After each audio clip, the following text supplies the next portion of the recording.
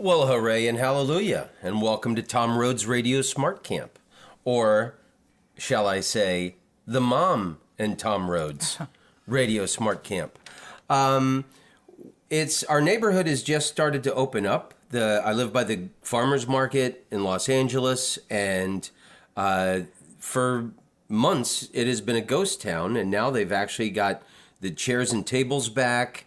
They're distanced proportionately so people can stay away from each other. And my mom and I just walked over to the farmer's market and had Singaporean food at the Banana Leaf restaurant. It was very good. And that was the first time my mother had ever had Singaporean food. What'd you think, Mom? It's a little exotic, but very good. And what a luxury that was the first time in months that I've actually ordered food from a restaurant and sat. It's outdoors, an outdoor little pavilion, but still it felt like a complete luxury to be able to order food from a restaurant and sit there and eat it, not have to take it to your car or take it back home or eat it in the park like the man with no friends. It was nice to have an al fresco experience. What does al fresco mean? In the air. Oh, no kidding. Okay. It's I always think al dente is like... to your teeth. Al dente is that like when you leave vegetables that they're kind of crunchy, right? Yeah. Okay, but it's related to the teeth. Right. Okay. Dentistry. Well, we've already learned something. And this was trying to stay away from the news for the last few days because there's so much to be angry about and get worked up about. And in the good news area, I got some really beautiful messages from people. Peter, who lives in New Hampshire and works in Washington, D.C., wrote me a nice message about his experience and what he went through in Washington, D.C., and his worries for his daughter and the world that we're leaving for future generations. It was very heartfelt, and thank you, Peter. Your words lift me up, and it's great to know that this podcast means something to people, and I equally get back great things from the listeners. God, I forget the guy's name. He wrote me in Tucson, Arizona, and told me that I should come down there for Dillinger Days, and he's a mineralologist. Wow, that's my friend Peter Yeah. is an economist in Washington, D.C., and we have another listener in Tucson who's a mineralologist. Wow. How cool is that? And then probably the nicest, biggest surprise. Oh, did I say that he was inviting me I should come to Dillinger Days? Yes, you did. They have a festival for John Dillinger. I think it's so cool to be a mineralogist out in the West because you can see the strata of the different rocks. What a good place to be. I think there's a lot to get excited about if you Yes. lived in Arizona and you were a mineralologist.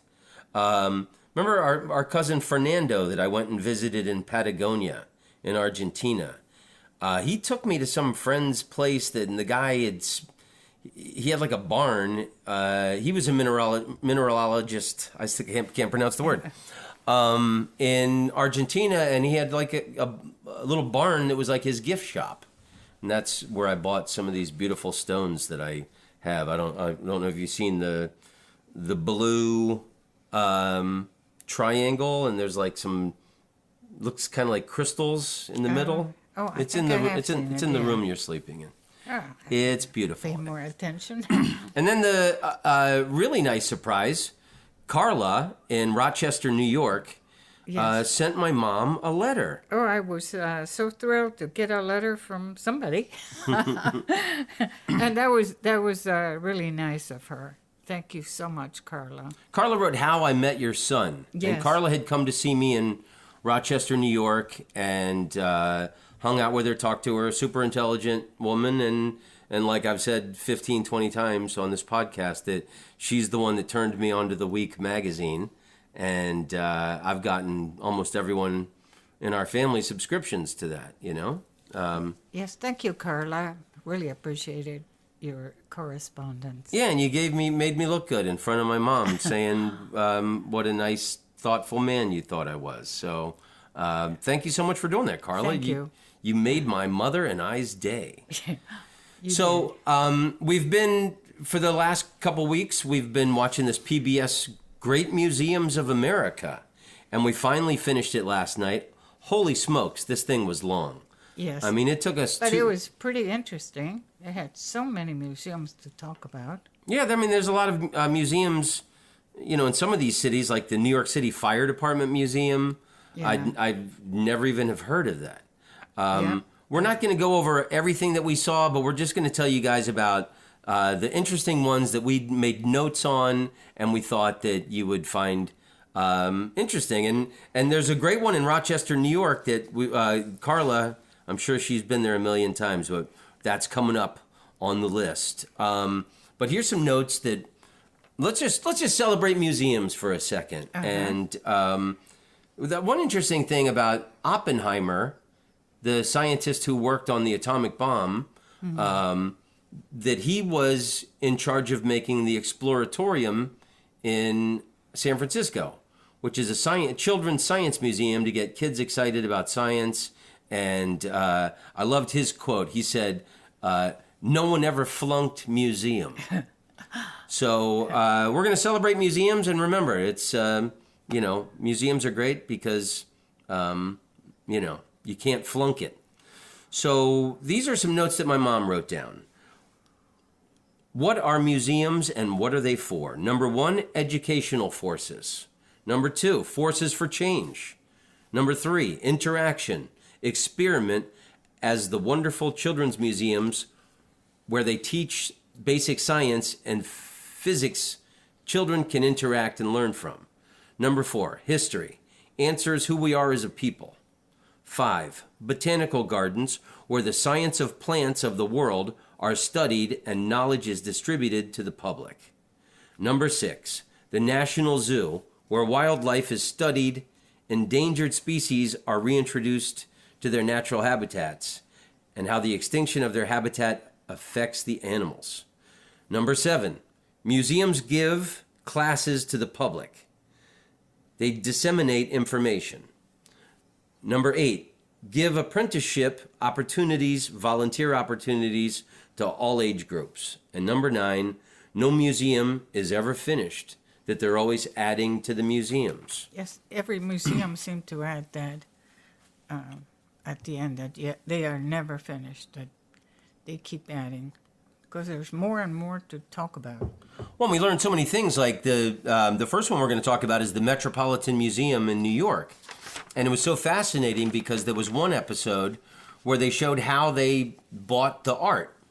This one guy, I forget, Philippe Dubatepatin, French name. Well, he was... he was the director Yes. of the Metropolitan Museum of Art in New York for 30 years. So he was the main guy they were interviewing, but they were talking about, how they buy art, and, sometimes they'll spend $57 million on a Vermeer or something, a Raphael, Madonna, and Child. Yes, they have like 100 curators, and one person is not in charge of what gets bought. They have a board of trustees that are the ones who decide. And each curator gets 5 minutes to sell their item. Yeah, so there's a big boardroom, and they showed it. All these staff members, they have 5 minutes to pitch the piece that they've studied, and they have photos of. They give a little slide presentation, and you have 5 minutes to convince this Metropolitan Museum, the board, why they should spend $100 million, $10 million, or whatever on a specific piece. I thought that was really interesting. That you got 5 minutes, you can't screw that up. Yeah, and they X-ray the items to see if they have any cracks that are not visible to the eye, and they find out how the item was made, and it was really interesting how they did that and how they decided what to put on. I've been to the Metropolitan Museum of Art many times through the years. It's on the Upper East Side, right on Central Park. And I was telling you, I remember when I moved to New York when I was 20, I was there in the winter, and it was freezing, and that was just a really nice place to go for warmth and to look at some beauty when I was suffering otherwise. They have 5 million visitors a year, so you were among one of 5 million people. Well, and here's the trick. If you live near New York or in New York, it's free to get in. And there's a place where you can, their suggested donation is like $10 or something. But no matter how broke I've ever been in my life, it's when you're in New York, that's a great thing to do. And it doesn't cost a dime. It sounds great. I mean, they have so much to see. Yeah, and you really enjoyed so there's all these different sections. I mean, they got a great section on just armor and all these different, samurai armor outfits and old knight armor things. But they were talking about, the J.P. Morgan and Rockefeller and all these the first. You used the robber baron. I can't get it out of my head. For the industrialist, the great early American industrialists, robber barons, rich old white guys, whatever you want to call them. These were the guys who originally poured all this money into the Metropolitan Museum of Art. And J.P. Morgan was obsessed with ancient Egyptian artifacts. So he bought all of these Egyptian things and mummies, and it's interesting that that's like a really cool section of that museum, and that comes from that guy's wealth and what he was interested in spending his money on. And they were very generous to make sure that everyone could enjoy these museums, because they gave all their treasures that they had accumulated all their years and spent all their money on, and so that we could enjoy the museums. I like what was the story that you liked, that it was kind of a pissing contest between Rockefeller and J.P. Morgan. Like, at that time they're looking, the early 1900s, like dinosaur bone discoveries. Yes. That was exotic archaeology that was, at the time, I think it was Rockefeller there was a big discovery of a Tyrannosaurus Rex skeleton in Utah. So J.P. Morgan funded a big expedition. He had to make a bigger expedition to find even a bigger... Something bigger. Yeah, and so he did. He spent more money and spent a bigger team. And they donated all this stuff to the museum. Imagine you have the entire state of Utah to look at. And you better come back with something more impressive than what the Rockefeller team came back with. Yeah, it was interesting to see how they had this competition. Hopefully it was a friendly competition. So there's armor, there's Egypt. I mean, it's like, I think the Met I love the Philadelphia Museum of Art, but the Met, I think, is kind of like our Louvre that, you would need 3 or 4 days to see everything that's in there with just, the Surrealists and the Impressionists and the different periods of painting and all that. But you really enjoyed the China section, which I didn't make as many notes because I was getting a little drowsy on that one, on that piece. Well, I've never been to the Met, sorry to say. I love the National Museum of Art in Washington, D.C. But what struck me, what they were talking about in China, in the China section of the Met, was that jade was a really hard material, and the Chinese didn't cut the stones. They used sand and water to shape the stones, and it's very slow process, and it's amazing how they did. Sand and stone to shape it? That was it, yeah. And they never cut it. And so what are they using a cloth to rub it on it? They didn't really show that part. They just said that's what they did. It was sand and water to shape it. No, it's funny because you've always said this fact about that the English couldn't understand. They couldn't figure out how to reproduce porcelain. Oh yeah, porcelain was their secret. I love you. You've been saying that. You've said that to me for years. And in this great museums on the Metropolitan, on the China section, they were saying that porcelain was invented in China when the Mongolians ruled China. And it was kept secret for centuries. Just that recipe of how to make that kind of... Yes, and the people in Holland were trying to copy the blue and white. Yeah, so that blue ceramics. and white, that distinct blue and white porcelain-looking design, which I thought was the most Dutch thing in the world. It's really a copy from the Chinese. The Dutch copied the Chinese. Well, we're supposed to help each other. So why not? Copying is not a bad thing. not in the porcelain business.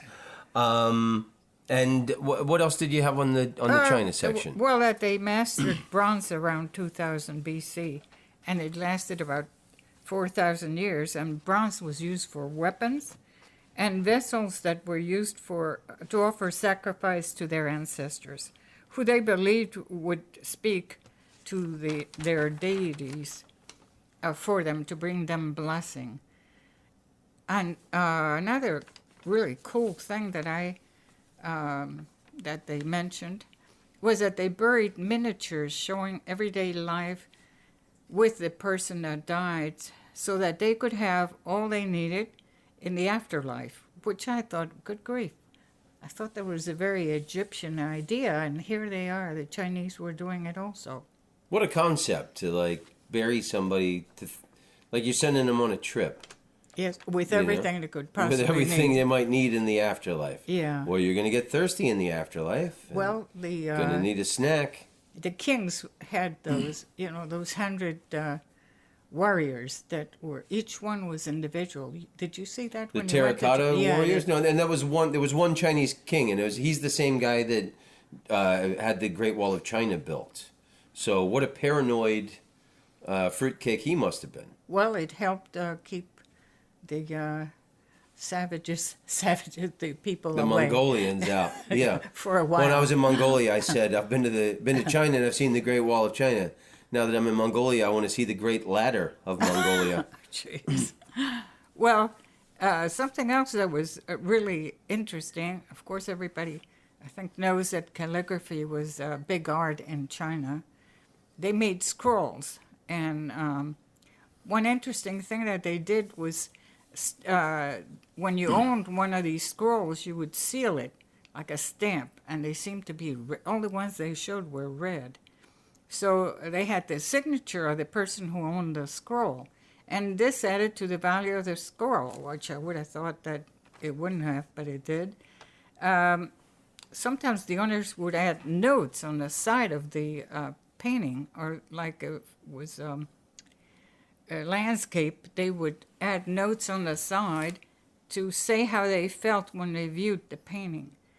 And it was interesting to see that bamboo meant overcoming adversity. Large mountains was like the emperor was a large mountain, and the smaller mountains were other people. Rocks were supposed to signify survival. Plum blossoms, rejuvenation. Pine trees were endurance and survival. And they had scrolls that were done on silk that were at least 1,000 years old. The one thing the one sentence I wrote during that China section, and they were talking about Buddhism, and I really liked this sentence. They said, if you are spiritually evolved, you are physically perfect. So I like that. Like, no matter what you look like or shape of your body or how old you are, if you're spiritually evolved, you are physically perfect. Well, that's... I like that concept.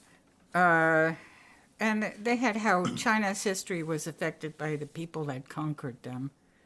And while Europeans were colonizing the world, the Chinese were introverts, looking at themselves from inside, enjoying scholarly pursuits. I thought it was pretty interesting. That was in that Enlightenment period, and they were keeping foreigners outside. Yes. They eventually let the English come in and trade, and that led to the Opium Wars. But for that period where they weren't letting people in, and they were focusing inward on themselves and trying to become better enlightened spiritual beings, that's where I found that sentence. Okay. Yeah.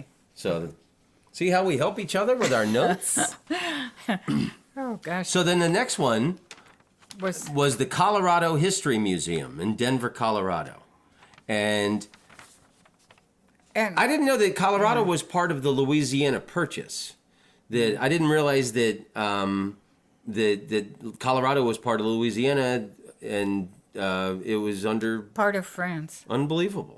Yeah, I didn't know that either. That was interesting. And that's why you go to museums to learn interesting facts like that. Yeah, You can, the history, how the Spanish presence was quite heavy in Colorado also. So I know I've got listeners in Denver and supporters of the podcast. And what did you find interesting about the Colorado History Museum? There was another. There was so much. I mean, there was so much on all of these that you could hardly write fast enough. But one of the things they had was a famous character in Colorado was Nat Love, an African-American who wrote an autobiography about his life as a cowboy. Cowboys would have contests, and it seems like Mr. Love won most of the contests, like how to roping and riding, all those contests. He was really good at all this stuff, so he was, won a lot of stuff. His autobiography also showed that the cowboy life was monotonous and very dangerous, which you wouldn't think of it. You look at all these movies and not think it was all that dangerous. Yeah, your ass hurts sitting on a horse all the time, a lot of strenuous work. Repetitive and then work. A lot of cranky guys in bad moods to deal with. Shitty coffee. Well, it was interesting. Beans for dinner again. Yeah, that's probably what Smell of cow shit all the time. Oh, good grief. A lot of animal odors, probably. Yeah. So then the next one was some of these are little tiny museums, and this one is interesting. It's called the California Surf Museum, and it's in Oceanside, California, which is right above San Diego. An interesting a little town I've been to, and I didn't know about this museum either. Yeah, it was pretty interesting. They mentioned, which I had seen before, that James Cook was the first white person to see surfing in Hawaii. Said that Captain Cook, and Captain Cook discovered Hawaii. 1778. And it's Captain Cook discovered, I'm sorry, he didn't discover Hawaii. He discovered Australia, and he was murdered in Hawaii by the Hawaiian natives. And it's funny, like when you're in England, there's a money changer place, and it's called Cook's. And I always imagine that's why Captain Cook got killed, because he didn't have change in the proper local currency. Whenever I see that sign, yeah. But I thought that was a really interesting fact. They said that Captain James Cook in 1778 in Polynesia that was the first recorded writings of ever seeing people surfing. That Captain Cook's expedition team witnessed it and wrote it down. These people must have seemed like gosh, they were kind of crazy to do. Who are these magic humans that can float on top of the water? It must have seemed terrific. I don't know if any of them tried it, but one of the things that they said was that the missionaries stopped Hawaiians from surfing for 100 years. That was kind of interesting. So the white missionaries come over, and they thought that it was would interfere with Christianity, or I'm not sure why, but they decided to stop it for 100, and they did stop it. Well, it's such a pity, because they really were communing with nature, like really made friends with maybe because with the sea, which is it could be difficult. that they were half dressed or something. You never know what. Why aren't they wearing scratchy woolen clothes like we are? Well, the museum has history of the surfboards and how they progressed and how they were better built, because they were really done by people who actually surfed. They weren't. Yeah, surfboards at first were like super long, wood, straight and heavy, and then people started carving the designs. I forget making them hollow inside. Yeah, that was a big turning point for surfing. And so they have this in chronological order in this museum. And then they said that Hollywood made surfing popular all over the world with the Gidget movies from the 50s. Do you remember seeing those movies? Yes, I did see those What were they movies. like?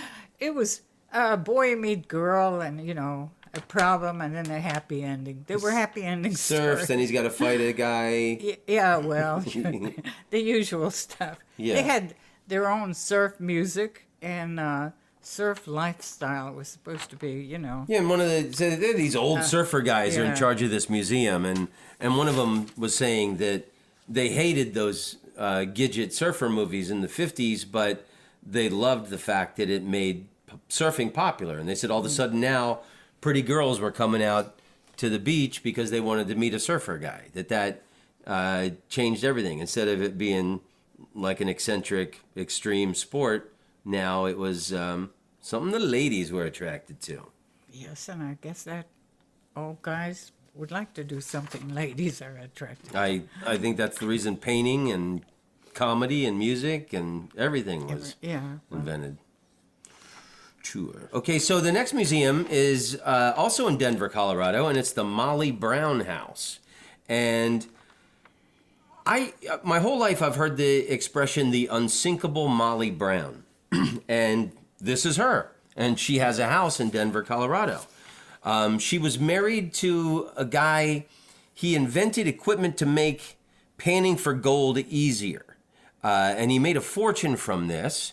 And then the reason she's called the unsinkable Molly Brown is because she was on the Titanic when it sank, and she survived. You tell the part of the story that about why was she on the Titanic? Well, she had just found out she loved to travel, so she was traveling and she found out her grandson was sick, so she got on the first boat she could, and it was the Titanic, and she was one of the survivors.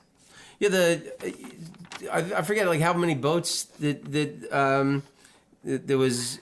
So 1,500 people died. There were only 750 survivors. Yes. She was one of the survivors. She was put on one of the first 6 or 7 boats where they put the women on, and she taught the other women how to row, and she was, whatever, like giving them the rhythm to row, and then she rowed until the point of exhaustion. And she was the president of a committee that raised like $100,000 to help the survivors even before she got to land. Yeah, so I forget the boats that rescued the people out of the water, but even before they got to New York, all these survivors on this boat had already named her the president of the committee of the survivors, and even before the boat got back to New York, she raised $10,000. And she was given the French Legion of Honor medal for her work with the Titanic. So she worked to raise money for the Titanic survivors for the rest of her life. She was a really interesting person. She had run for Congress before women even had a vote in 1912. Well, this house that tells you all about her was built in 1895, and it was very Victorian, had the latest fashion. She was a trendsetter. And this house was wired for electricity, had a telephone and a bathroom, which must have been pretty terrific in 1912. Super fancy. Or 1895, excuse me. She seemed like a really super badass woman, and she traveled and she bought art, traveling the world, and it's been many years. So then they did a movie. And First it was the first. That's how she became famous. Yes. Thanks, Mom. That's always good to have a mom to remind you of the things you're about to forget. So there was a Broadway show called The Unsinkable Molly Brown, and then that was so popular and it ran on Broadway for years that then it became a movie, and that's why that expression, The Unsinkable Molly Brown, is in people like mine's heads. Yes, it was a great movie. I saw it. I didn't see the Broadway show, but I saw the movie, and it was really good. Did they show her sinking on the Titanic or surviving it? I don't remember that much about it, but there was a lot of singing. It was Debbie Reynolds played Molly Brown. Because I was like, when you and I walk around Lake Charm in Oviedo, you know, you always point out this one house where you were invited to a party. Oh, yeah. In the 80s, and you said that the story was that this guy was supposed to be on a plane, and he missed his flight or something for whatever reason, and the plane crashed, and everybody died, and he survived. So he had a party to say thank you for having survived. It wasn't that all these people died, but well, who knows how? Yeah, who knows what the exact facts were? But he missed a plane crash, right? And so he had a happy. party. Yeah. I mean, you know, to survive. Invited all his friends and family. And people from the neighborhood. Yes, and I was invited, and I thought it was really nice. Yeah. That he did that. Well, and it's cool because whenever I see that house, that's Well, it's not like you're trying to have a party because all these people died. I mean, to be thankful for the fact that you missed the bullet, I think is to be grateful. No time to skimp on the price of the cold cuts, if you know what I'm saying. I'd be getting the good stuff for the guests. But it's funny that whenever I see that house, I think of that. And I mean, that is... a pretty special fact to survive the Titanic sinking. Yes, it's a lot of... and that she worked for the rest of her life to help the survivors. And to keep the memory of all the people that went down. Cool. Well, there's two great museums in Denver, Colorado, right there. The Colorado History Museum and the Molly Brown House. So, skip the... Okay, then the next one that we saw was in Los Angeles, the Autry Museum. The Gene Autry Museum. Go ahead. Of Western art, and you took me to that years ago. I took you to that years ago, and it's like a cowboy museum, but it's also Western heritage, and I think that's a great museum. Yes, I really enjoyed it, and it was really good to see how they showed how the real and imagined West came together. When we learned from the country music Ken Burns documentary that, you know, and you told me this, but it's great on that documentary how they show he was the first singing cowboy of the movies, Gene Autry. Yes. And then they had paid, he wanted more money and the studios didn't want to give it to him. And then Roy Rogers was hired as like a replacement. Yeah, I couldn't believe that. Yes. They hardly touched on Roy Rogers, but... they barely spoke about Roy Rogers at all. But they had a lot to say about Gene Autry. And so Gene Autry apparently was super important. And it's funny, they showed him fighting aliens on that cowboy, on the country music documentary. So he was like a massive movie star. You were like, and that year again. I remember him. You're a teenager in the 50s, and he had flashy clothes, and he was singing, and he had a down-home sense. Simple answers to complex questions is what he was famous for, and he was the first Western star on the movies that had a TV show, and it romanticized the West. You know, the myth of the cowboy got expanded. Yeah, and then, you know, his big hit song, too. And he also had hit songs. Yes. And the song that I always associate with him is Home on the Range, where the deer and the antelope play. What a great song that is. Yeah, you can kind of picture it in your head. But this museum has a lot of stuff in there about the Spanish, how they came from Mexico and they built missions. And they brought horses and agriculture and explorers and mountain men and trappers.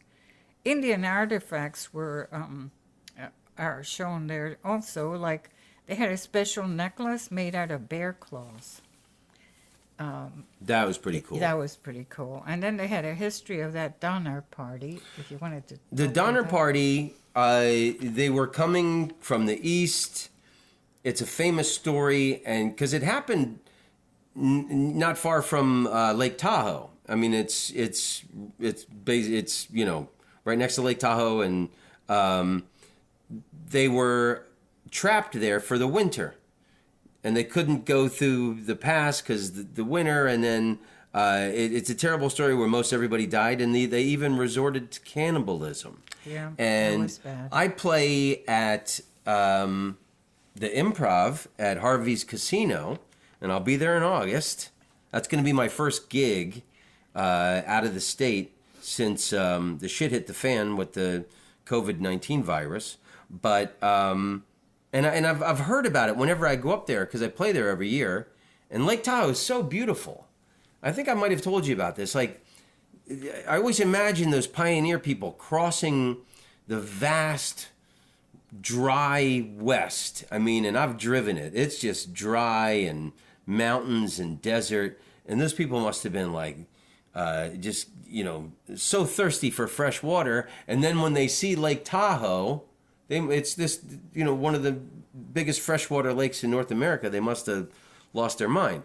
So it's always puzzled me about the Donner Party that not far from Lake Tahoe, they were stuck and then they resorted to cannibalism because it's kind of mountainous there. And then here's this big freshwater lake. I'm sure there's something to eat in there. I don't know where they got stuck exactly. But it's maybe close to on the Lake other Tahoe, side. Yeah. and now it is a public park where their camp was, where they all died. Oh. And there's like picnic tables and barbecues and I'm sure it looked different when they got there. yeah, but I think it's a funny historical footnote that where that happened. where that terrible tragedy happened is now like a public park where people can camp out. So that's a story I'd like to know more about, why that went wrong. You'll have to go to this museum and hear all about it. Okay.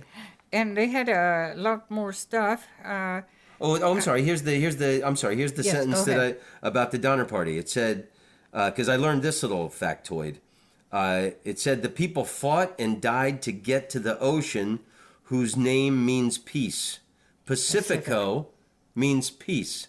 And Spanish is your first language. Yeah. And I turn to you and I go, Pacifico means peace? Pacific, yes. How did I not know that my whole life, that the Pacific... Because I didn't teach you any Spanish. That's why. But I mean... Sorry. All the years I've lived in California, the Pacific means peace. That's where we get the name from. That's it. Wow. Okay, so It's I'm always sorry good cut to you know off. all this stuff. How the conquest of the West displaced the Indians.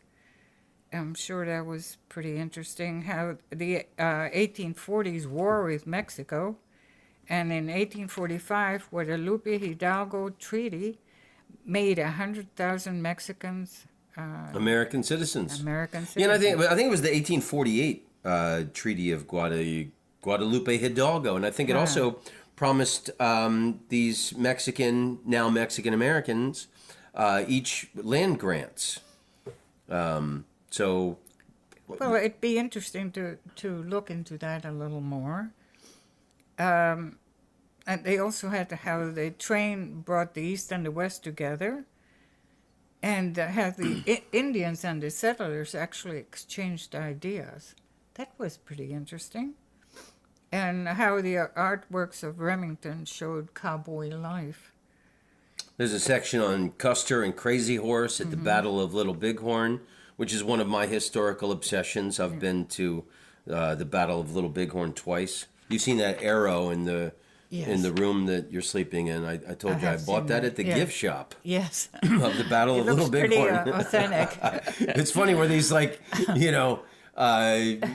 funny where like people died Oh, in battle. It's funny that there's a gift shop now, and Well, it's to commemorate. And every museum has a gift shop. And Buffalo Bill's Wild West show is also shown there. It sounds like a really cool museum to visit. It's in Los Angeles. it's a cool museum, and it's kind of located in Griffith Park. I mean, it is located in Griffith Park, and they had a section on the Colt 45 revolver, and that they said the Colt 45 was known as the Great Equalizer. Yes. So that having a gun you could wield quickly transcended whatever where you were from, what your economic situation in life was, or anything. Well, not on this thing, that documentary that we watched, but something else. They showed a 45, and the guy took it apart, and it didn't seem to be that hard to take apart and put back together. But then again, I'm not very mechanical. Just to see somebody take it apart and put it back together, it was very interesting. Where did we see that? I think, now I know. It was a movie. We saw was that in a movie. Was it Clint Eastwood? Yes. Clint Eastwood, and then the bad guys are coming, and he's putting the gun. Yes. He's putting the gun back together. Oh, gosh. And you're worried, is Clint going to get this gun back together in time? And then he kills 6 people at once. Well. And he does it. He put it back really smooth. I've talked about. I think I've mentioned this before on the podcast, but I've been a collector of newspaper headlines, and this goes back to when I moved to San Francisco in 1990. I went to a garage sale in Petaluma, and I bought someone was selling this at a garage sale in Petaluma for $20. It's the framed San Francisco Chronicle from 1934, the day after John Dillinger was killed. Oh, yes. It's in the room. It's hung in every apartment I've ever lived in. Yeah. And I thought it was amazing that someone thought that was so important that they should frame it. And what a steal, $20. So whenever in my life, whenever it's been possible, when like something really significant happens in the world, I'll try and get the newspaper so I can have saved the headline. I've got boxes full of newspapers. Significant headline newspapers. They were in my attic. They were in your attic for years. Yeah. Thanks, Mom. You've preserved for future generations these things. So after the May 30 riots here in Los Angeles, everything was closed. The National Guard. Oh, and I forgot to mention that at the beginning. About 3 days ago, the National Guard left the neighborhood, and now things are opening up. And it was about, I guess it was June 1st, when the newsstand at the farmer's market was finally open, and the only newspaper they had from May 31st, which was the headline I wanted to get, was the New York Times, the Sunday New York Times. It was a big, fat newspaper. You buy one of those, and it takes a little while to read everything that's in there. But I always loved the book review section. And they had a thing on Colt, Sam Colt, and the 6-shooter that changed America. So since we're on the Gene Autry thing and we're talking about the Colt 45 revolver, I just want to read a few things from this New York Times article talking about this book called Revolver. Sam Colt and the 6-shooter that changed America by Jim Reisenberger. To raise money to manufacture his weapons, he roamed for 3 years as Dr. S. Colt, a combination sideshow performer and drug dealer, selling hits of nitrous oxide in public exhibitions. With his father's help, he secured a corporate charter from New Jersey for the Patent Arms Manufacturing Company, at a time when corporations were rather uncommon. The enterprise suffered from technical difficulties, and Colt's profligate spending, but finally began to make revolving rifles, shotguns, and pistols. Almost no one wanted them. They were up to 5 times more expensive than orthodox designs, and ordinary and hardly foolproof. In this era before all-in-one metal cartridges, each chamber had to be loaded with gunpowder, bullet, and external primer cap. That entailed the disassembly of the first production models, which dissuaded the Army. Colt tried the South, claiming that Nat Turner's revolt had inspired him to invent a defense against a swarming population of slaves. So he's using this event to tell people why they might want to buy his product. So then, this is the last piece. The rise of the Colt revolver's multi-shot technology. So some guy, I think he was in the Army, because his chamber wouldn't spin properly with the cock lock. And some guy fixed it for him. And then that's the easy design you saw in the Clint Eastwood film, and what made that pistol so universal and revolutionary in the West. So once he got that figured out, then he made a fortune. The rise of the Colt revolver's multi-shot technology coincided with the disintegration of political order as the United States descended into civil war. But the weapon achieved its greatest fame in the post-war West. There, enhanced individual lethality met minimal legal and social constraints, or so myth would have it.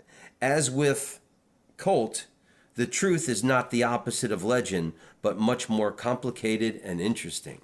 Sounded really interesting. Like he couldn't get his shit together when he first invented it, and then once he got the chamber thing. Maybe you have to read the book. Maybe you have to read the book. But I thought that was interesting, and we were going to be talking about the Colt thing. So the next museum was the Museum of Modern Art in Manhattan. And it's funny, my mother and I both are not crazy about modern art. And I was talking to my girlfriend the other night after we watched this, and I said, yeah, we watched PBS Great Museums on the MoMA. And my mom and I feel the same way about modern art. Like if it's a big canvas with just one color on it and a line, or like a rusty giant triangle in the center of the room, and my girlfriend goes, oh, I love that kind of stuff to contemplate on. And so it's kind of like the emperor's new clothes. It's beauty is in the eye of the beholder. You know, just because we don't appreciate it doesn't mean it's not very good. Well, and I've never got into Jackson Pollock but again, my girlfriend thinks that it took great intelligence for him to do that. And there's some people who will argue until they're blue in the face of what a genius the guy is. And they see all kinds of stuff when they look at this, and they're rattling on and on about how it's made and everything, and I'm looking at it, and all I see is one color. I don't quite get it, but yeah, I mean, I love stories, and I think that's it basically. And it doesn't seem like a great effort was put into it, although we know sometimes it is when it's a multi-dimensional complicated piece. But I like paintings that are pictures that tell stories. Yes. Even if it's a portrait and you can. And it's not that well done. Yeah. Yeah. So what's your feeling on modern art, Mom? Since I can't appreciate it, I shouldn't be speaking on it. So it really needs a person that understands it and appreciates it to talk about it, and that's definitely not me. But what was really interesting about the MoMA was that it was started by Mrs. Rockefeller and a couple of her friends in 1929. There's 6 floors of art. That's a lot of art. Where Cubists, Surrealists, Expressionism, drawings, prints, furniture, sculpture garden. There's a chair collection, film, photography of the 1920s and 30s. There's a whole lot of stuff there. Well, I think it's worth going to because it's not all just it's not just art. Aside from the things we don't like very much, they have Van Gogh's Starry Night is there. Yes. Mm-hmm. They've got Gauguin in Tahiti. There's a painting there called The Seed of Aria, which is one of Gauguin's best works. They've got Picasso, Dali. Dali's Persistence of Memory is there, and that's the one with the fried eggs that are on the string and they're hanging. So melting eggs and melting clocks. And so it's not just rusty triangles in the center of the room. Yeah. They've got a few decent pieces. They've got furniture, things done by Frank Lloyd Wright. He, not only did architecture, he did furniture to go with his buildings. There's an awful lot of stuff there. Photography of the 1920s and 30s, and they were showing a lot of photojournalism items they had. I love photojournalism, and there's an exhibit in Amsterdam every year of the best photojournalism things for the year that I went to every year when I lived there. I do think that maybe there's something for everyone. Just go look at it. It's in New York. Okay, and then for our friend Carla in Rochester, this one museum we really enjoyed that they showed, it's the George Eastman House in Rochester. Yes. And, what an interesting story that, I always thought Eastman Kodak was a company that was two guys who were friends and they were businessmen or something like that, you always hear Eastman Kodak together. So I just thought it was, two family names that made a corporation. George Eastman invented the name Kodak. He took his mother's maiden name, began with a K, and he put that at the beginning and the end, and he just played around with some letters, and he thought Kodak sounded good. And he made it up. And so he made it up, and there is no Kodak family. It's only the Eastman family. And this house in Rochester looked amazing. And then I'll let you tell me what you loved the most about it. But the thing that blew me away that I thought Carla would enjoy the most was they preserve old films. They have a massive film archive, and that they show old movies at this place, yes. Like even silent movies from the 19-teens. Yes, they had photos showing the construction of the Empire State Building, how it was built, the history of photography, and they have like 400,000 photographs and films in there, opened in 1949. The Iwo Jima photo is there. What made him famous really was that he made a cheap camera, the Brownie, that sold for $1, so people could afford to own one. In 1900, for $1. Is that amazing or what? And he sold 150,000 of them in the first year. Yeah, and that allowed this cheap camera. I mean, $1 in 1900 was probably $30, $40 now. Could be. I mean, $1. I thought, oh my gosh, $1, jeez. Yeah, but it still it made it it made it affordable, and it allowed everyone to become a photographer. And save their memories. They had a motto in 1890: "You press the button, and we do the rest." It sounds simple enough. That's a great slogan. Ansel Adams' first camera was a secondhand Brownie, and some of those iconic black and white Yosemite National Park photos of Ansel Adams were done with a secondhand Brownie camera. Oh, isn't that terrific? You can really see that he was a complete artist.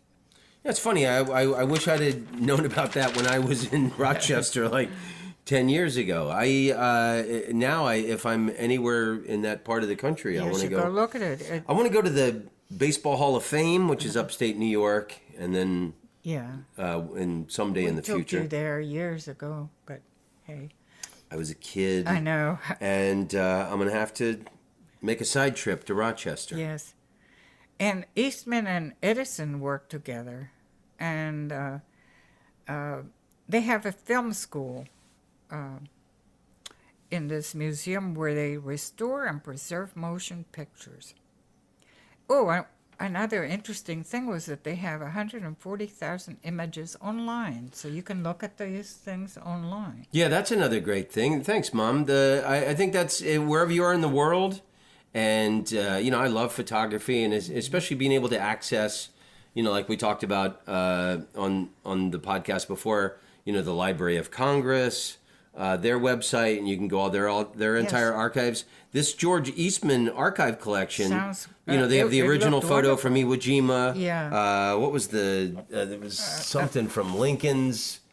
They just have the just early ancient photos and just history, and I'd like to go on there and check that out. I think that would be hours of browsing. It would be pretty interesting for anybody. Yeah.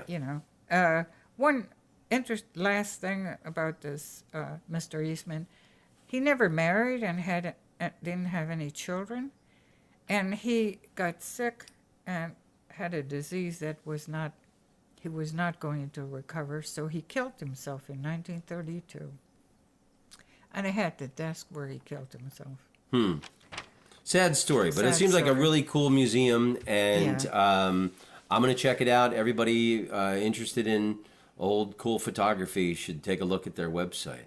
Yes. So the next museum, another interesting museum in Boston, is the Isabella Stewart Gardner Museum. You want to tell us what you thought about this? I thought it was really interesting. She had 3,500 objects displayed in her home. She left the estate to the state of Massachusetts with a stipulation that they would have to leave it just as she had it. She had it perfectly the way she wanted it. And if they changed anything, they would forfeit the will. And this turned out to be a problem when thieves, disguised as policemen, took 14 paintings and stole 14 paintings. In 1990, and they got Yes. away with. And they didn't. And this museum, I remember reading about that. That was like one of the hugest art heists in history. Now, this the building of this museum itself is really beautiful. Like, there's a courtyard in the middle, and she had it designed like Venice, Italy. Yes. And there's beautiful flowers and plants in this atrium courtyard, and this is Boston. It's like got like a dome or glass roof where these things survive. Just an absolutely beautiful building in itself. And then in 1990, these guys who broke into the place, they got Rembrandt's Jesus on the Sea of Galilee. They got a Vermeer, and there's only 36 known Vermeers in the world. And they got one of them, and it's not the milkmaid one. But it's one similar where it's this Dutch woman in the kitchen with light on her face. Yeah.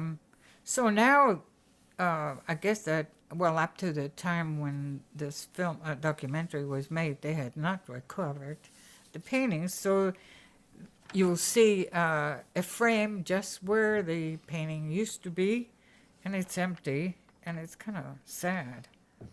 They left. That's quite a statement. These Yeah. paintings are worth, a lot of money, millions and millions of dollars that they didn't replace them or put a different painting there. Couldn't because she designed how she wanted everything in place. Yes. I think that's what you were saying. Yeah, they couldn't move anything. Couldn't change anything. No. She wanted each room to be left the way it was. So there it is. And where the museums were where the paintings were stolen, they've left an empty frame there. That's kind of impactful. Just so, like, maybe the guilty conscience of the thief might make him do the right thing. I doubt that they would. And they had musical events in that place since it opened. So they had in that courtyard. Yeah, like she had musicians come there and live, and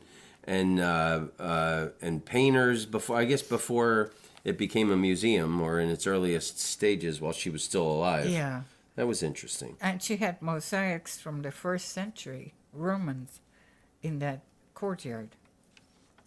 She was had real famous painters as her friends. She was a very beautiful woman. So the house was done like Venice because it was her favorite city. And there, at one point she was watching fireworks in Venice with Sargent in the room, and she turned around from watching the fireworks in the balcony, and Sargent thought she looked so wonderful that he painted her as she was coming back into the room. It's a famous painting. Yeah, she was on a balcony or something, Yes. and he painted it from memory. Yes. Yeah, Yeah, she looks that stunning. Has a white dress on. Yeah. I thought it was white. I thought it was black, but okay. That's okay. Whatever color it was beautiful. Just an absolutely beautiful painting. She looks radiant. Yeah. So again, I've been to Boston many times, and that's one that I didn't know about. So there's so many places to see once the virus lets us travel again. I know. So our family's from Washington D.C., and we always had a lot of pride in D.C. in the museums, especially, museums and especially the Smithsonian Institution. Oh my goodness! I had no idea that they actually had. It's 15 different museums, including the National Zoo. Who knew this? I didn't know didn't that. know that. And I thought it was interesting that the English guy, Smithson, who left all this money so Americans could be educated, the Smithsonian Museum began in 1846. This British man who gave his fortune to start the Smithsonian so that Americans could be educated and retain our historical perspective, he never stepped foot in America. Yes, that was really interesting. And that seems like one of there's Smithsonian Magazine, there's the Smithsonian Museums. It seems like one of It looks like the a most castle. American names. And it's beautiful. It really is beautiful. Yeah, that castle building on the mall in Yes. Washington, D.C., that was the original building that held everything before they started branching out. Yes. There's so many other museums that are included in the Smithsonian, like the Museum of Science and Industry in Chicago, the Air and Space Museum in D.C., the Rockefeller Foundation that preserves Williamsburg is part of them too. And of course, the MoMA was started by Mrs. Rockefeller. He did the Williamsburg preservation, and she did the MoMA modern art. And the first African American museum that was started by Dee Saber in her house, people brought her items from their travels to Africa. And so now that's a museum. That was a cool story. And she Yeah, said it her and her was. husband had started it. They wanted to start the first Yes. African American museum.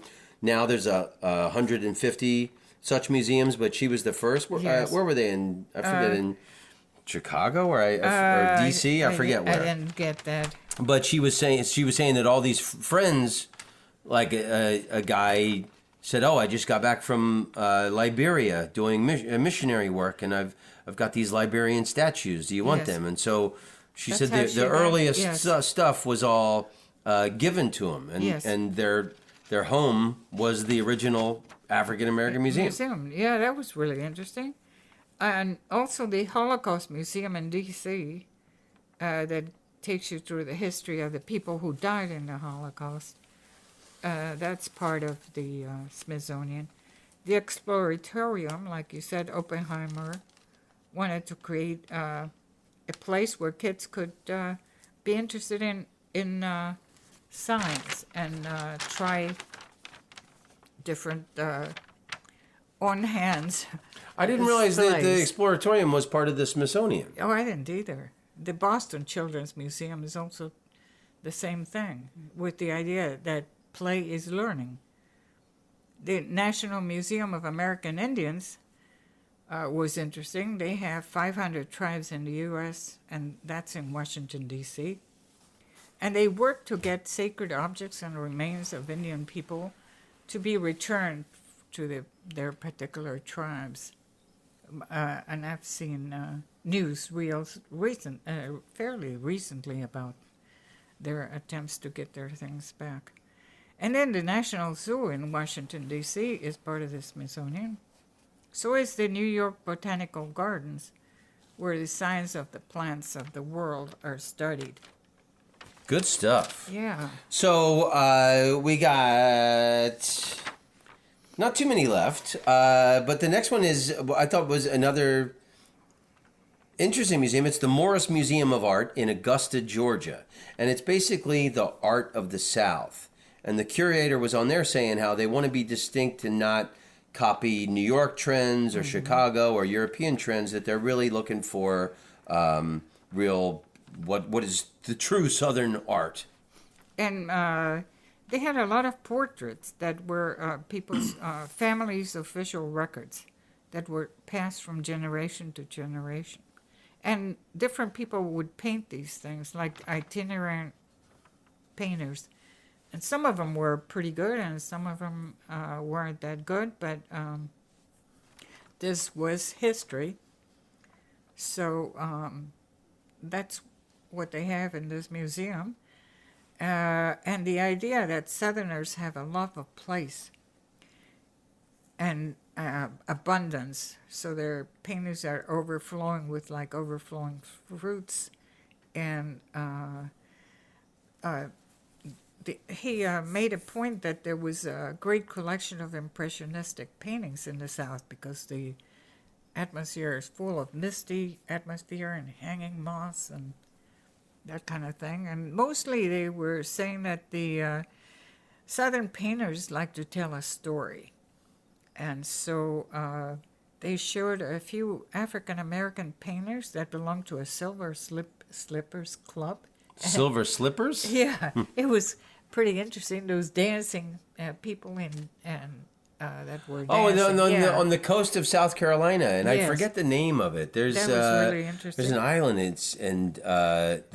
The African American people that live there. It's this really old culture, and they've got traditions that they're still hold on to from Africa, and they do these dancing, and I love the paintings of that stuff. Was really colorful dresses on the women. Yes, I it liked, was interesting. I really Yeah. liked those paintings a lot. And there were lots of everyday life and buildings in decay also from the South. And there was one, I guess, Civil War era painting, and it's surprise attack at Harper's Ferry, and it shows all these yes. men, soldiers who were naked swimming, and they're getting shot at, and they're all running for their life. Also there was a painting done to commemorate the reconciliation of the North and South that was commissioned. A painting, the U.S. commissioned a painting that it now hangs in the Capitol building. I think he said it was in the ceiling, by Constantino Brumundi, called Columbia Welcoming the South Back to the Union. Yeah, and that's probably the moment that we're still dealing with right now. Well, could be. A A smaller version that of... painting should have been... Well, a smaller version is in the Morris Museum. It looked like a beautiful painting. Yeah, it's good, and you never hear anything about Southern art, and I liked it. And there was a guy on there. One of the I like that they told stories. The one guy that he was really passionate. I loved how. Yeah. I should have written down some of the things he said that in the South we mythologize our past, and she's like he was like, well, that's not.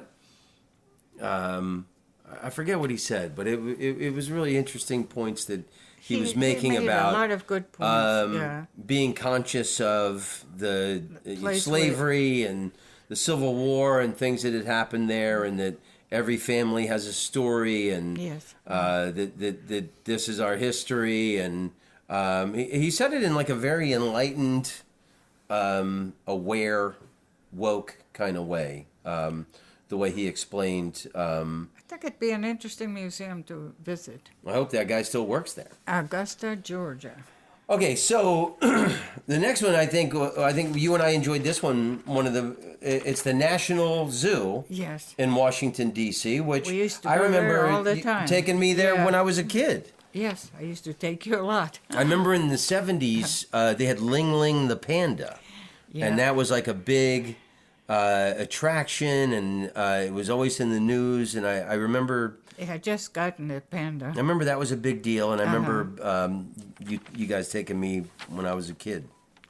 Yeah, and it's amazing how all the stuff that they do. They made an Asia trail to make the pandas feel at home, and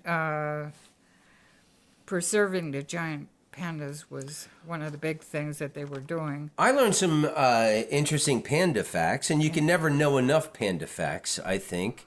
The female panda only ovulates once a year, and the male panda rarely wants to mate. And that's why it's so difficult in captivity to get these people to mate. And I could just picture... the male pandas going, do you mind if we put up some curtains on these glass walls? And does everybody have to stare at me while I'm trying to do what I need to do? Why are you measuring that? And Well, put that ruler away? Well, they gave up on trying to do this the natural way. So in 2005, they actually had one of the giant pandas be born in D.C. Zoo. It was done by artificial insemination. And it may have been the only panda that was born in a zoo. They had some cool stuff. You know, an animal I've never heard of. It's the golden lion tamarin from Brazil. And apparently they're in this area like an hour and a half from Rio de Janeiro. And at the National Zoo in Washington, they're breeding them to reintroduce them to the wild. But they look like little lion-faced monkeys. Yes, they're do. Really amazing-looking animals. Yeah. Well, only 2% of their habitat remains. So they're trying to reintroduce 1,500 of them to the wild. So they've had to teach them how to do basic survival skills so that they can go back. Yeah, and I didn't realize this, that the National Zoo, a big part of their thing is conservation, and they're trying to save these endangered species. And one thing that they were talking about was the panda, was how the cuteness factor really helps an animal get off the endangered species list, because everybody loves pandas and they're so cute. But they have this, it was a former cavalry base in, I think it's in Virginia. It's in Virginia. And they've got these elds. Wait, where did I write it? They're called Eld's deer, and they're from Myanmar and Burma, and they're not very attractive, so nobody gives a shit about them. But the National Zoo cares about them, so they have them on this big nature preserve that was a former cavalry base in Virginia, and they're breeding them. And I thought it was, you and I both laughed when they were explaining this woman's position, and they said that she was a stud bookkeeper. So this woman, she's a biotechnician, but they call her job, she's the stud bookkeeper, because they keep track of all the animals, and she knows when a male is the most fertile and the best time to mate. And they showed this, they had this elaborate fencing system, and then all the females are kept together, and then they get the one female who is, ovulating and the most fertile, and then they not ovulating, she's the most fertile. They let her in this, they get her through the maze of fences into this field, and then they showed the big buck, the male, coming down this chute, and then they open the thing, and then he's left alone with her in a little field. Well, it's... I mean, what a... Well, anyway, they are doing some good work, but sometimes I think they get carried away. Well, I mean, they're trying to save the species, but I thought that Eld's deer thing was really fascinating, because they said that during the rut, the males exhibit tough guy behavior in order to attract a mate. And myself, I've always preferred dancing. One thing I thought that was really cool that they were doing was teaching veterinarians how to work with animals in the wild. They even showed a little bird being... how they x-rated him. Yes, yeah. They x-rated him and gave him anesthesia, and how they, did... Gently laid him down and took his x-rays, and then how they brought him back to consciousness with oxygen, and the woman was holding it. And to think that the veterinarians there have to deal with birds and snakes and all kinds of different animals. That was very interesting. Yeah, I really like that one a lot. Yeah. And it's been, God, who knows, 40 years at least since I've been there. I'd love to go back. Yeah, that's a good place. The next museum we went to, visually, thanks to this docu-series, is the Franklin Institute in Philadelphia, Pennsylvania. And it's the Ben Franklin Center honoring him, and he was a man of science, so it's all science related, and like the Exploratorium in San Francisco, they've got a lot of things to get kids excited about science. This thing, what was it? 1957. Where's the year? 1954. They made this giant heart. Oh yes. And it's got it's like a little kid's playground, and kids can run up and down these steps and chutes and ladders through the inside of it, and they just wanted to teach kids about the blood and how it pumps through the human heart. How blood flows through the human heart. That was really pretty interesting. Yeah, and they were saying that's like a really iconic thing in Philadelphia, that if they ever tried to get rid of that, the people would... It's just such part of this museum, they wouldn't get rid of it. But they had a lot of things about Ben Franklin and how his...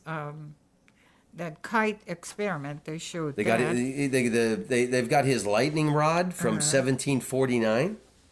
The fact that he pulled lightning from the sky and harnessed it.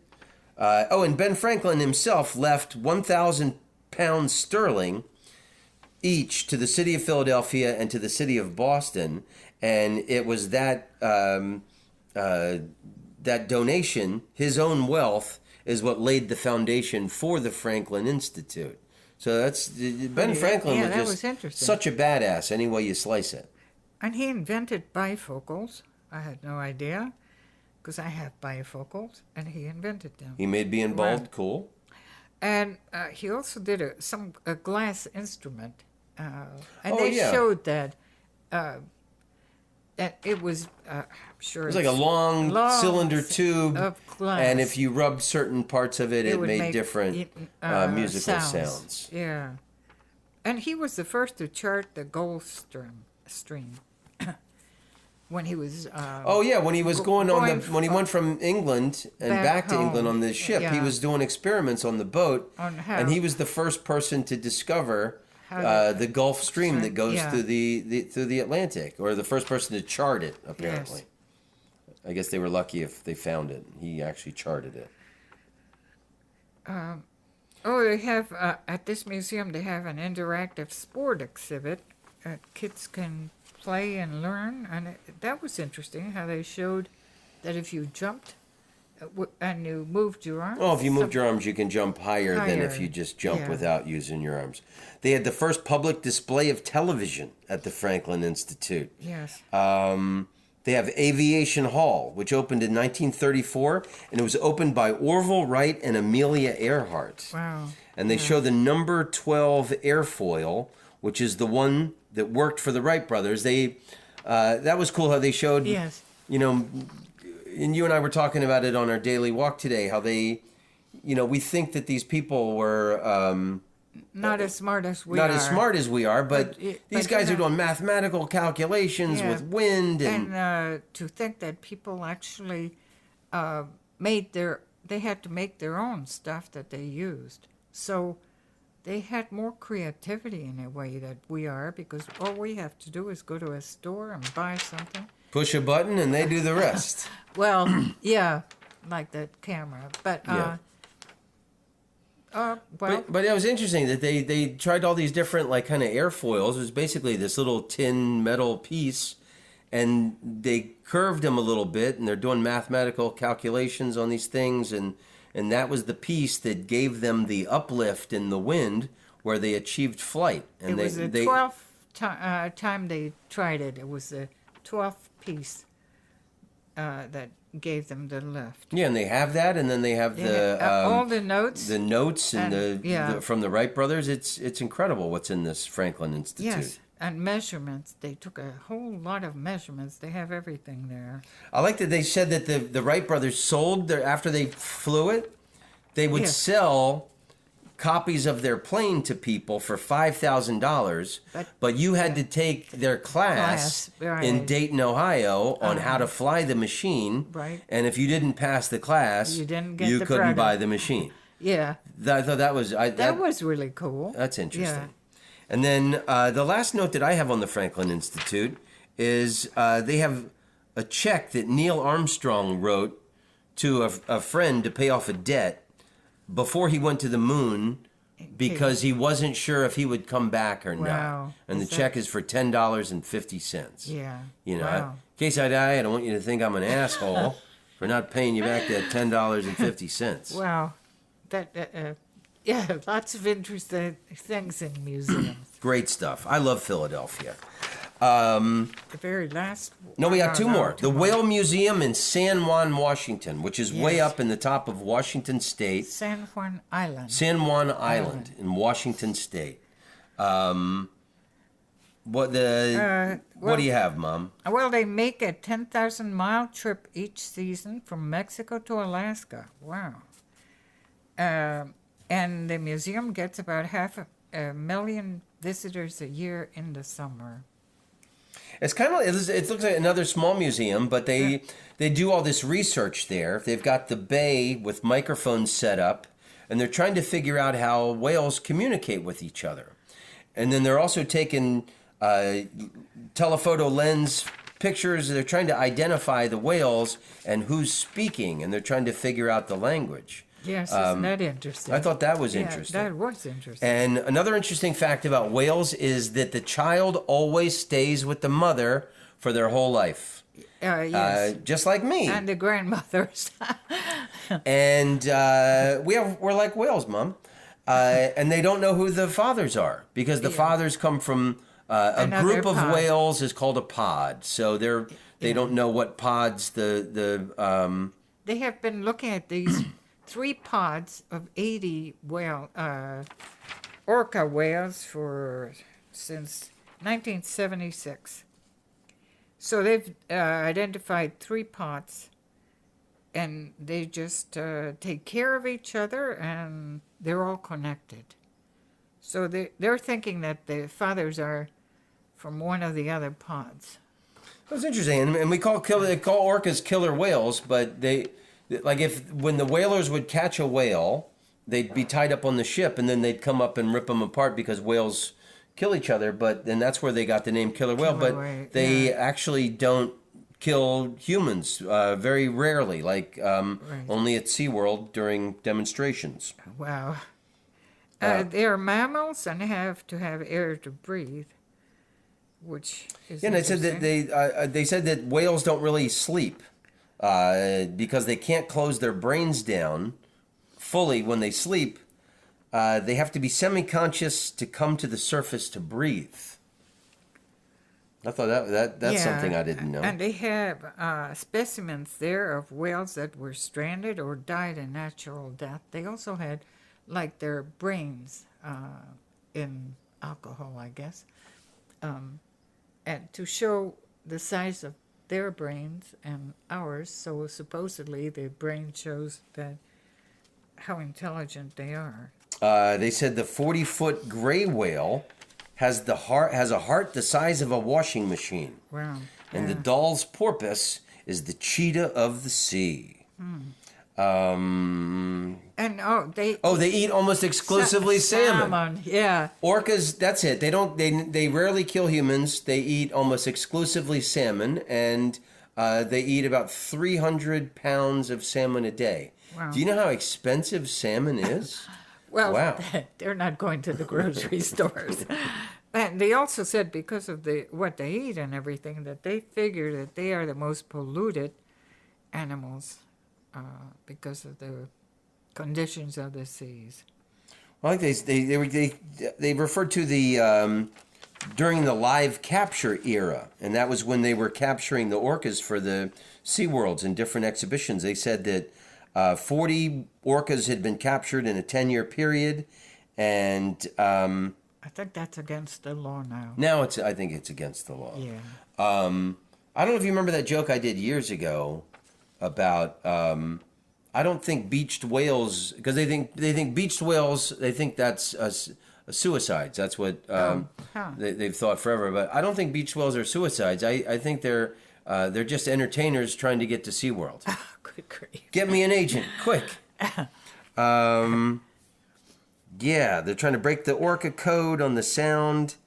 They have this whole bay right by the... Wired with microphones everywhere. That sounds pretty cool. Yeah, Oh, that is pretty They said cool. that the orcas use echolocation, acoustical pictures of where they are going. Yeah, that's cool. Okay. So we were... Oh, shit. No, I forgot on the list. We got the New York Fire Museum. Oh. Oh, no. goodness. Oh, we can skip Well, that one. Hey, it looks great. Go to it. well, The next one is the Henry Ford Museum.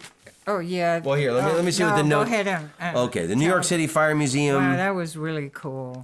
1657, Peter Stuyvesant started the first... he brought in the first fire equipment and started the first fire department because 350 homes had been burned in a fire. And then after that, he made it a law. So this is when New York was a Dutch property. And Peter Stuyvesant, after that fire, said that every home and business had to have 2 leather water buckets for fire. And they showed those, and they were just beautiful, beautifully painted. Each one was different. This sounded like a really cool museum. Sounded cool. And then, they had the different volunteer fire departments were also like political organizations. Imagine like... however you identify politically, that would also involve going to put out a fire at a business or a home or doing something good for the community.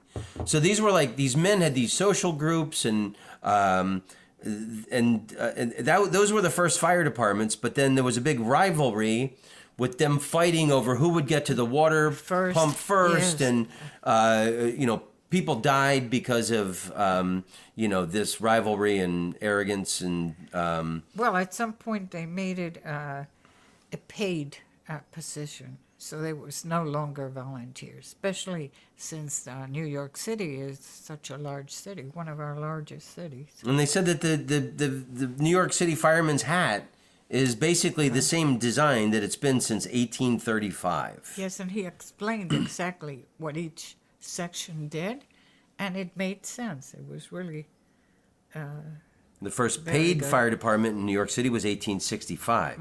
So they got that helmet size and shape before they had become actual paid department. The Dalmatian, the famous dog of the fire department, they had those kind of dogs because they could run beneath the horses without getting trampled, and they could nip at the heels of the horses to make them run faster. And then when they were at the fire, the dogs could protect the horses at the blaze from other dogs or people trying to get too close. That's It sounded like a really great museum. They ended with Oh wait, let's not forget the famous Triangle Shirtwaist Company fire, where all these. yes. It was a sweatshop. Yes. Where all these women were burned to death on March 20th, Yes. 1911. I've heard about that yes, incident. me too. And all these doors were locked. That was horrible. And that incident Yeah. changed everything. It changed child labor laws, Yes. building construction, fire prevention laws. That was a really... Yes. People were so upset about all Everything of these changed. women. Yeah, well, they should have been. That was horrible. Yeah, I mean, and then the low wages and shitty job, that's Yeah. that's enough to be upset about. And then Yeah, I saw you're- pictures of all the. I saw pictures after. You know, before all and the, after of the the. destruction. Gosh, I can't think of the word. I'm sorry. I'm having a senior moment. A here. senior moment. That's hilarious. Coffins. All the coffins Oh, wow. of the women lined up next to each other. It was an impactful photo. Okay, and they said that 343 firemen died on September 11th. Yeah, they had really nice stuff. That seems like a cool museum.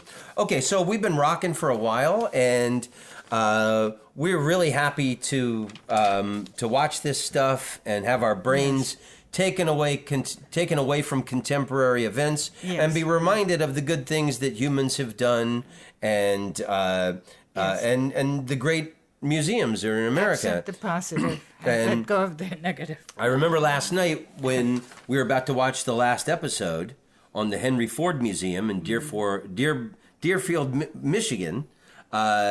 I said, "Do you want some chocolate, Mom?" And you said, "I can never turn down chocolate." And when I brought the plate of chocolate, I said, "This is Pampered Suffering, Mom." I know. Because We definitely are not suffering.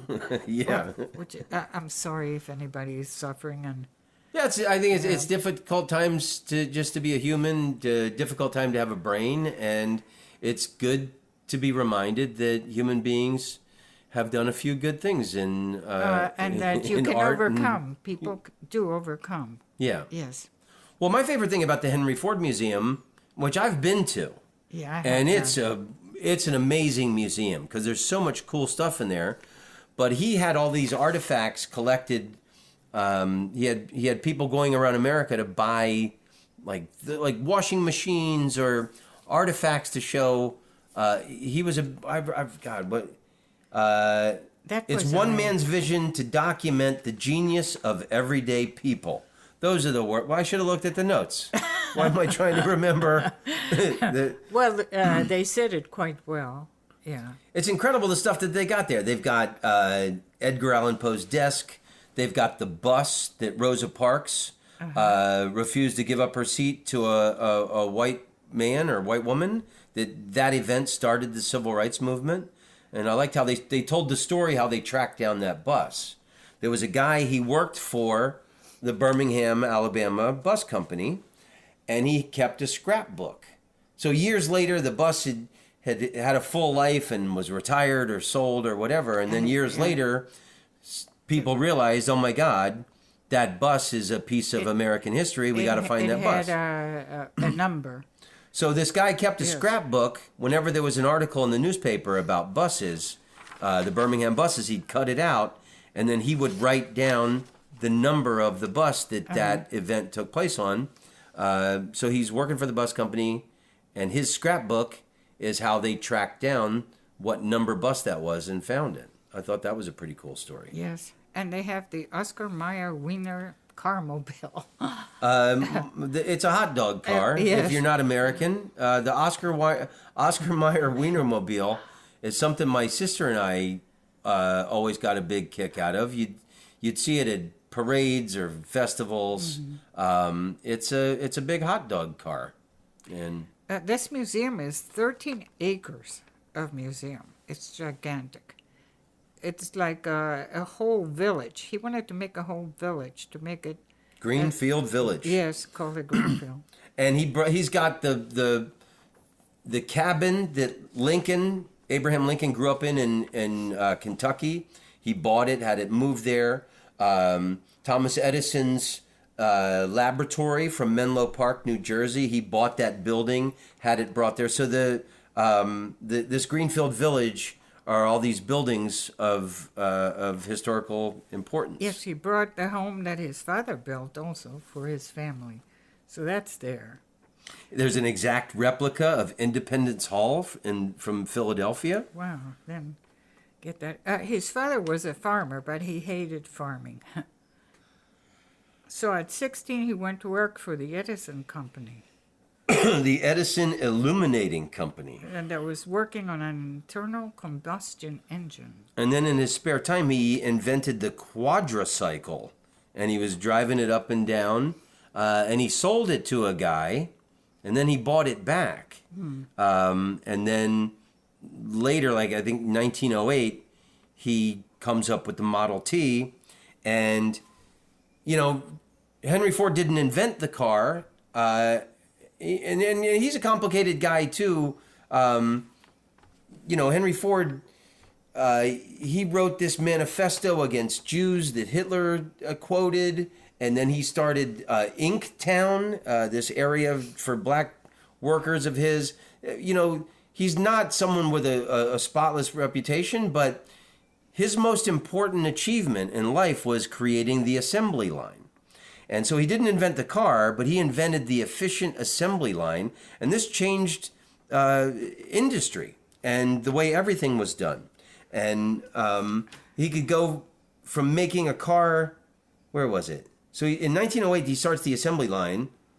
So one car used to take 12 hours to put together. And after he came out with the assembly line in 1914, it was 93 minutes to put together one Model T car. And they cost $360 each. And it made cars affordable for working people. And then people used to only be able to travel 5 to 20 miles from their home because that's how far a horse could go in one day. So now the affordable Model T just changed everything. People could go to the county fair 60 miles away. Yes. I've read through things through the years how the automobile changed, like our mating habits and potential wives and husbands, and just your whole social circle expanded everything because people could go further. And 500,000 of them were sold that first year. And between 1908 and 1927, there were 15 million Model Ts. Yeah, and I like the fact that he collected. Oh yeah, then in the 1960s, it's a celebration of American history, and he thought that everything was soon to be history, therefore everything was collectible. And there's the first helicopter at this museum. Mm-hmm. It's the 1939 Vought Sikorsky. Jeez. A hard thing to say. But imagine imagine the first cars, how that must have blown people's minds when, they said that Theodore Roosevelt was the last president to have horse-drawn vehicles. Then everybody went to cars after that. But imagine seeing the first helicopter. And they showed that. It didn't even look like a helicopter. It looked different, of course, but it was interesting. They've got Franklin Roosevelt's car. They've got the Lincoln Continental that Kennedy was assassinated in. I've seen that. I've been there. They even have the chair that Abraham Lincoln was sitting in when he was killed, and it still has blood stains on it. Yes, it's amazing. He used that same assembly line for making tractors. And they showed that a little bit. It not only worked for cars, it worked for tractors. Great. That was interesting. One interesting thing they said, which I had not heard before or really put two and two together, was that in the past men would inherit land and women would inherit movable items like linens and china. Oh, that was cool. They had the big wooden dowry things, and it was full of linens. And then it would have her maiden name on it. Yeah. So they, remind the man's family that she was someone who had a name and came from. And had items. Had items that would help the inheritance. family. Had an inheritance. Yeah, that's nice. Yeah. Well, any last thoughts on the Henry Ford Museum? Oh my goodness, that was so much stuff in there that it was hard to pick a couple of things. It was like, because I took notes, but you took so many notes. It was like you were preparing for a thesis exam. There was so much that I wanted to remember because I haven't been to 3/4 of these museums. It seems kind of silly to be talking about museums you've never seen, but the documentaries make you feel as though you were there. And they tell you all this stuff, and it really is interesting, the history and how they never end, and it's still going. I don't know who said it, but there's a famous quote, history is just one damn thing after another. Well, that's about how it is. Funny. But it's nice that things are loosening up in the world, and things are opening up in Los Angeles, and you and I have been going for our daily walks, and now... we just finished this long ass museum docu-series. It was. I loved it. I really did. Learned a lot. Yeah. Would love to have gone to every one of these. It's nice to do something good for your brain, and I think it's time for our afternoon walk now, Mom. So. We'll have to say goodbye. We'll have to say goodbye to everybody. I hope you enjoyed all the knowledge and information, and that we gave you some ideas where to go when you can travel, And all of these were very interesting. Yeah, and I'm so glad that you're here and we've experienced these last few months together, Mom. I love you with all my heart. Thank you so much. And we've experienced pestilence and riots. A lot of things. A lot of things. Yeah, who knew? I was just coming to see you for a week. I love you, Mom. Love you too. Okay, long may you run, everybody. Be nice to your mother. And Shalom Amigos, amigas. Tom Rhodes, you're a funny man. Tom Rhodes, you're an international comedian. Tom Rhodes, karate kick, baby, oh yeah. Tom Rhodes, you're a groovy dude. You go all around the world, telling jokes to all of the people. You are an international comedian. You're funny to everybody in every single country in the world. Tom Rhodes, I like you very much. I think you're talented and very wonderful. Tom Rhodes, you're the best guy in the world. I wanna be your friend. You should call me sometime. Here is my phone number, 603-644-0048. Yeah, yeah, yeah. Tom Rhodes, you're an international comedic sensation. Tom Rhodes, I like to listen to your podcast. Tom Rhodes, you're the best man to ever walk on the earth.